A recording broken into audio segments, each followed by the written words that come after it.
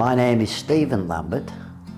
I was born in a small village called Gargrave in northern England, and I came out in 15th of May 1968. I can't remember how we found out about the Big Brother movement. I truly can't, but obviously we looked it up or got it from somewhere. I think Mum was glad to get rid of me, to be quite honest. I anticipated them saying no, but funnily enough, Mum and Dad said go. I came to Australia for adventure. Initially, I came out with one other friend, and we were coming out for a 2-year working experience. Well, we had two choices where to go or where to emigrate to. One was Canada and one was Australia. And I think what made up our mind was the sunshine in Australia rather than the cold of Canada. Being a 17-year-old, I think the only preparation we did was look at a map, pack our suitcases and come. We stayed on the same plane until we got to Darwin. I remember I put my jacket on, my suit jacket on, and we lined up at the door of the plane, and in them days they just had the stairs going onto the tarmac. And the lady, air hostess, opened the door, and it was my turn to walk to the door, and it was like walking into a brick wall. The heat. Never had heat like that before in my life.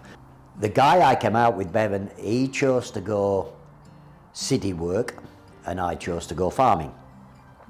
So the minute we landed in Mascot, we got on a bus and went out to what is now Bonnyrigg, I suppose. I think it was night time when we actually got there, and the place was in the middle of nowhere. Absolutely in the middle of nowhere, and you could just see the lights of Cabramatta way, way, way in the distance, and nothing in between. Not like today. Not like today. Everything was exciting. Everything was new. There was a service station at the end of Cowpasture Road and Elizabeth Drive, Golden Fleece service station, and they had a bit of a takeaway.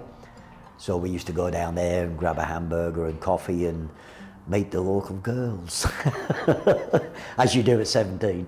The farm was there to teach us and the other guys Australian farming. He showed us how to milk a cow one day, and I volunteered because I'd milked cows all my life. And I ended up in Liverpool Hospital. The cow kicked me and I was unconscious. So that was my only part of farming in Australia.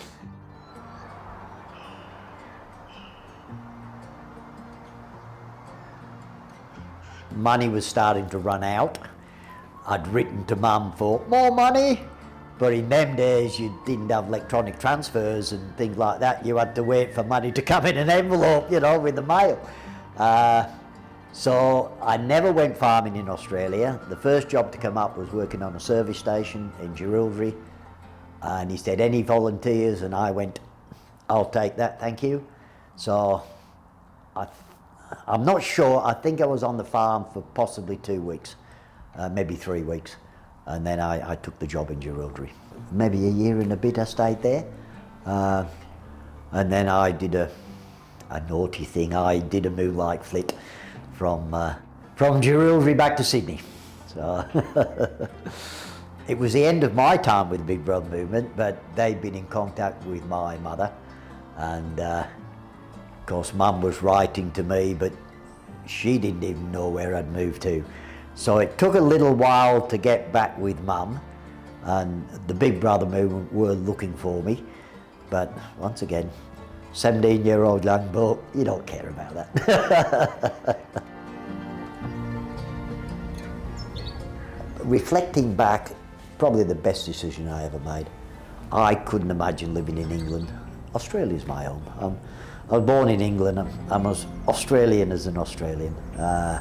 This is home to me.